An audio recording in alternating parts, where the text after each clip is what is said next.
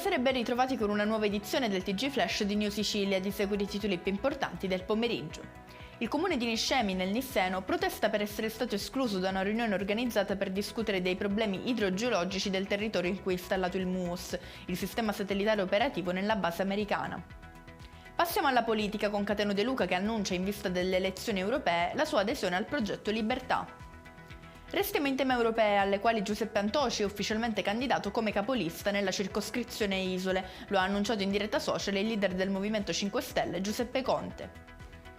Proseguiamo con lo sport, arriva la sentenza da parte del giudice sportivo della Lega Pro sugli scontri che ha visto coinvolti alcuni dei tifosi del Catania allo stadio del Padova. Il ritorno del 2 aprile allo stadio Angelo Massimino si disputerà a porte chiuse. In conclusione il meteo, la primavera è iniziata, ma a quanto pare solo sulla carta. Per domani si prevede una giornata di maltempo su gran parte della regione. E con questo è tutto, prossimo appuntamento domani alle 13:30. Grazie per averci seguito e buona serata.